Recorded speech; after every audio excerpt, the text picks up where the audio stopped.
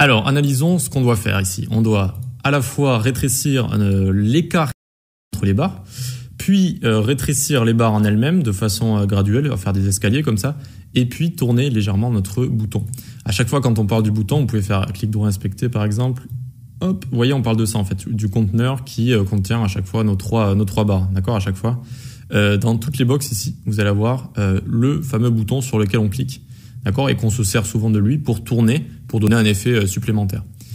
Alors, on vient ici, tac, animation 7 du coup, on est à la 7, on va dans notre, ici, voilà, on va se baisser un petit peu, 1, 2, 3, 4, 5, 6, 7, on est ici.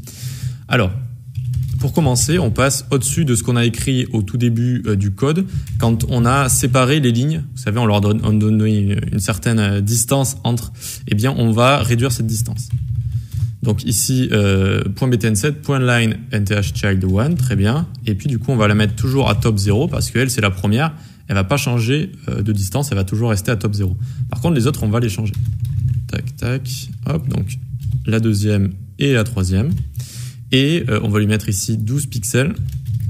Et l'autre, on va lui mettre 24 pixels, j'avais mis. Ouais, 24 pixels ici. 24 pixels. Alors que les autres, elles ont 0, 18, 36. Elles ont 0, 12, 24. Donc à chaque fois, il y a 12 pixels entre, alors que les autres, elles ont 18 pixels. Ok, donc ça nous donne comme ça un menu plus rapproché, qui peut être assez sympa aussi, notamment quand on va faire cette animation. Maintenant, on va changer les lignes. Donc .btn.active, quand on aura cliqué dessus. Ligne nthchild1. Ok. On leur met une width. Donc la première, une width de 30 pixels. D'accord. Donc regardez. Hop. Alors, ça n'a pas fonctionné. btnactive.ligne nthchild1. Ah oui, j'ai pas mis btn7 ici. btn7. Hop. Du coup, la première va rétrécir jusqu'à 30 pixels. On va pouvoir faire de même avec les autres, tout en montant légèrement à chaque fois la width. Donc 40 pixels et 50 pixels.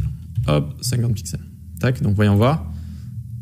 Normalement, ça devrait marcher à chaque fois btn. Ah, mais je suis bête. Je change pas ici les child, c'est sûr que ça allait pas fonctionner. Hop, et voilà, c'est bon, on a notre escalier, vous voyez. Hop, ça pourrait limite faire assez bien pour une animation en elle-même. Bon, elle est peut-être un petit peu trop courte, elle est pas encore finie. Et donc, pour terminer ici, hop, on vient ici, on fait .btn7.active, et puis on va le faire tourner tout simplement avec un transform rotate 30 degrés. On le fait tourner de 30 degrés. Donc, je clique, tac. Alors, malheureusement, vous voyez que ça se fait instantanément, et nous, on aimerait qu'il y ait une petite transition. Donc, on vient faire .btn7 ici, hop, transition, all, 0,4 secondes, easy out comme d'habitude. Et donc là, on aura une meilleure animation. Et donc, tac, on clique. Et voilà, ça tourne en même temps que ça rétrécit. Comme ça, on a une petite animation assez sympa. Allez, maintenant, on va voir les autres animations. Vous allez voir les dernières, je les aime bien. Alors, on a ici un rond qui va se créer autour. Vous allez voir que ça va être assez intéressant à créer.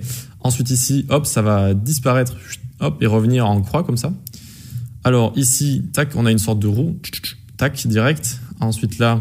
Ah ouais, celui-là, je l'aime bien aussi. Regardez, hop, hop, hop, hop. Franchement, il est cool à faire, vous allez voir. On va apprendre des choses. Et le dernier, tac, où on va avoir une barre qui se sépare et les deux autres qui se rejoignent comme ça. Ça aussi, vous allez voir que c'est assez intéressant à faire. Allez, du coup, on va attaquer celui-là tout de suite dans la prochaine vidéo.